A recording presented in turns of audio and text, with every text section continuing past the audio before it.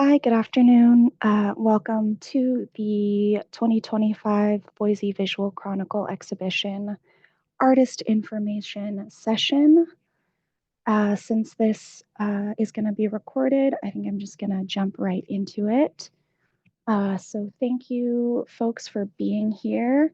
We'll dive into some project specifics shortly.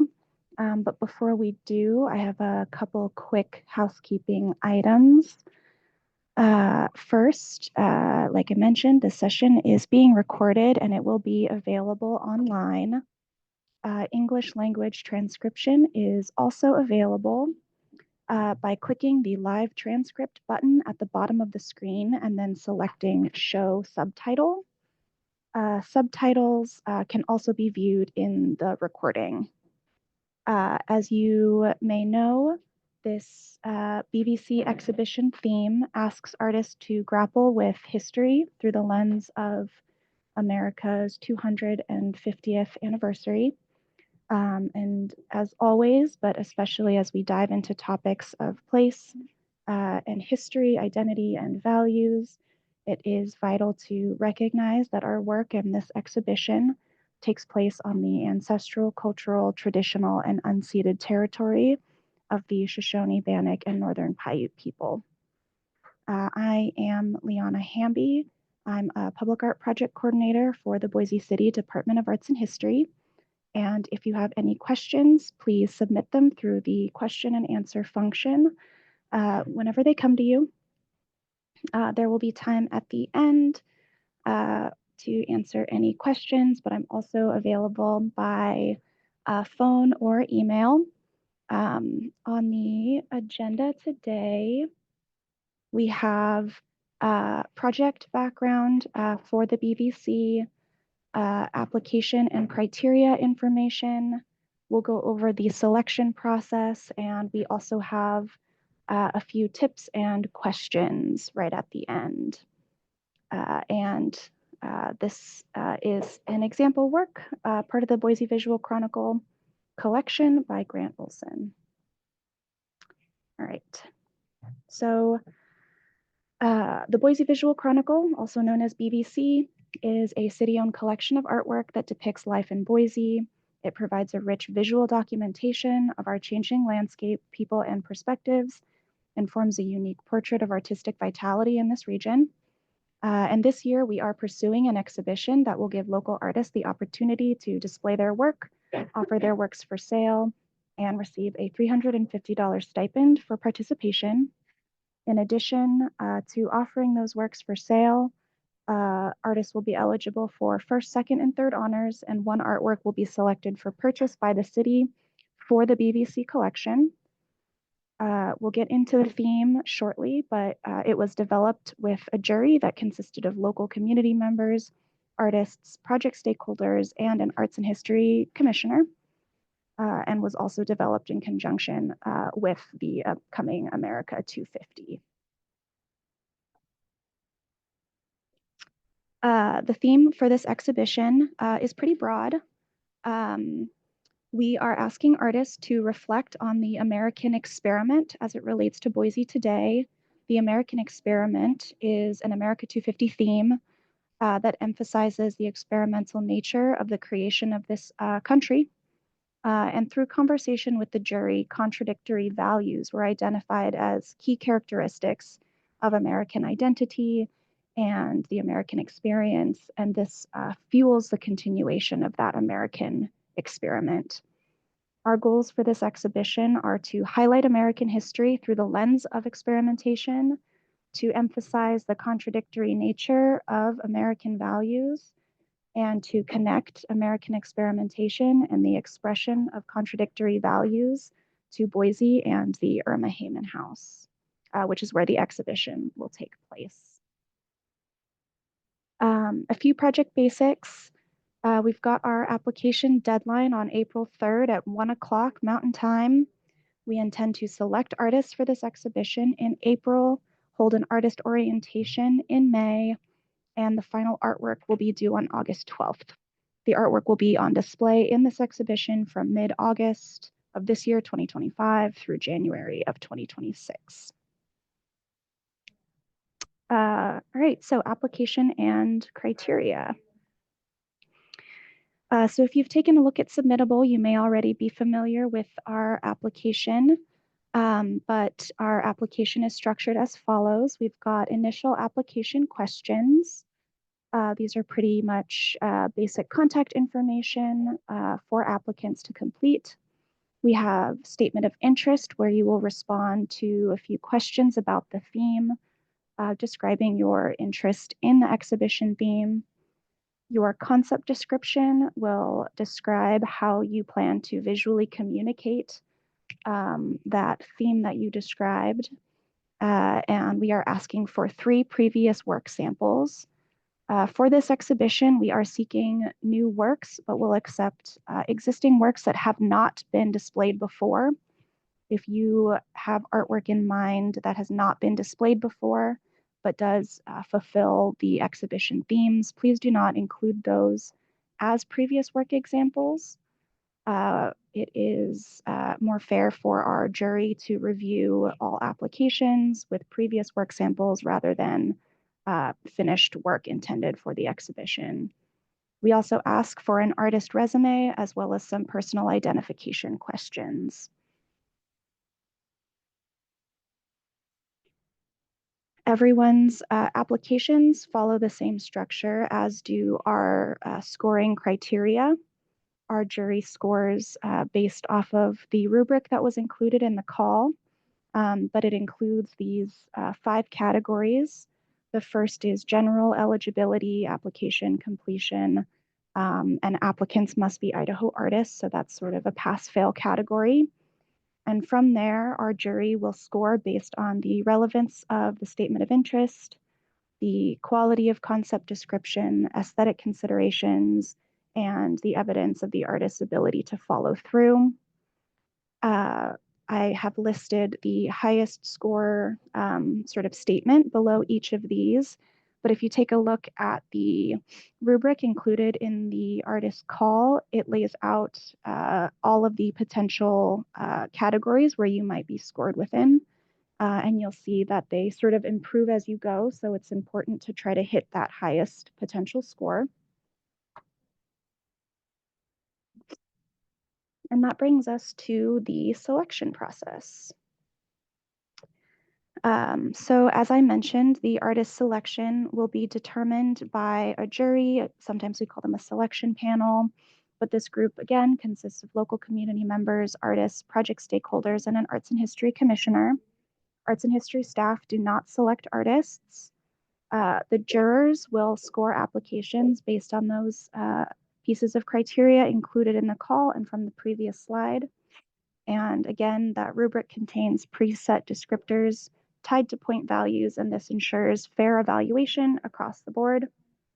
Jurors will then convene to discuss top scored applications and come to a consensus on artists to award to participate in this exhibition. We have a couple of tips and questions that we've already received. So a few general tips in the application process. Be sure to review the application materials and the criteria carefully. The jury will be using that criteria faithfully to score applications. And also be sure to answer all questions asked. And when you're doing that, try to be as clear and concise as possible. Remember, you are communicating with strangers who are likely unfamiliar with your work and your ideas. Connect your written descriptors to your medium visual style as shown through your past work examples. And remember that application pools are very competitive. So again, thinking about how to hit those highest scores on that rubric that our jury members will be using. We have had a few questions about this exhibition that I wanted to share with the group. I touched on this briefly, but again, we're seeking new works or works that have not been exhibited before. And we don't want to see those finished works submitted as past work examples in order to keep the application scoring process as fair as possible. Some explanation around why we are pursuing an exhibition at all. Our hope is to support a broad array of artists, since we typically facilitate a limited number of commissions or purchases for the Boise Visual Chronicle. Our hope is that this approach that combines a display opportunity with the opportunity for artists to offer their work for sale, including that city purchase, will broaden the group of artists we're able to support with this every other year opportunity. And the $350 stipend, this is intended to provide selected artists with a small award in addition to that opportunity to display and sell their work. It is not meant to cover the cost of creating, framing, or displaying the artwork. How will display requirements be decided? Since we are accepting works that haven't yet been created, and will be sort of forming the exhibition based on a broad array of artworks, all of our selected artists will participate in an artist orientation where we will work together as a collective to determine display requirements, considering all of the works that are intended for the exhibition. And we will make a concerted effort to balance a cohesive set of standards with the cost associated with display. And finally, how will artists sell works? Selected artists will be responsible for the sales logistics of their own works. All works will be delivered to any potential buyers after the conclusion of the exhibition. And the city will work with the artists selected for the Boise Visual Chronicle to facilitate that particular purchase. We will also be there to assist in pricing strategies at the artist orientation. The city will not take commission on artwork sales as well. Again, if there are any questions that come to you after the conclusion of this information session, please don't hesitate to reach out. My email is lhamby@cityofboise.org, 208-608-7789 for that phone number. And again, the big scary deadline, April 3rd at 1 o'clock Mountain Time. If you have any questions, please put those in the Q&A feature. I'm happy to answer any of those now or, of course, through email or phone later. Oh, we did get one question following guidelines for creating new work. We have in our call, we have a few basic requirements for guidelines for creating that new work. Of course, new work should fulfill the project goals for this BVC exhibition. Again,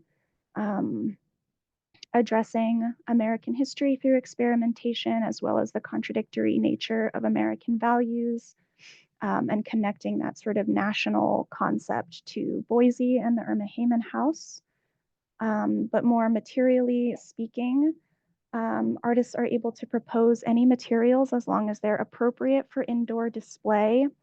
That includes 2D or 3D works, as long as they come with all necessary materials or equipment needed to display. That is one of our requirements around the question of size. That will be finalized at that artist orientation. Part of this is going to be balanced by the fact that there are going to be multiple artists participating in this exhibition. But as far as a simple maximum guideline for planning purposes, two-dimensional artwork should not exceed 40 inches in width or height. 3D artworks should not exceed 20 inches in height, 40 inches in width, and 20 inches in depth. Again, that will be finalized in collaboration with the pool of selected artists and staff. For artists who are selected to participate in this exhibition, artwork should be complete and delivered by August 12th. We are asking that artwork be delivered either in person by the artist or by a representative, and not shipped to the Erma Hayman House. Another question is time-based media accepted in the call? Yes, it is, as long as the display size doesn't sort of exceed those space limitations that I just mentioned, and all of the equipment needed to facilitate that display is included with the delivery of the artwork.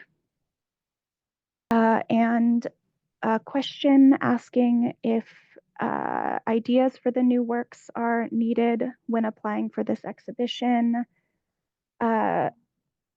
Yes, I would say to the extent of your intentions should be clear. I think as you are attempting to describe your interest in the project in your statement of interest, which asks about how contradictory values have impacted your life, impacted the American experiment, and are related to Boise specifically, you'll want to have a good sense of how you'll visually communicate those when you get to your concept description. And again, you'll be explaining those intentions to strangers. So being clear and concise is really, really important in both of those written portions. Again, all of this information is included in detail in the call and repeated again in the application through Submittable. So applying through Submittable will walk you through each requirement for each piece of the application. All right, that looks like it was all of the questions. Thank you everyone for attending. Again, please don't hesitate to reach out with any further questions later down the line. Looking forward to seeing your applications. Thank you.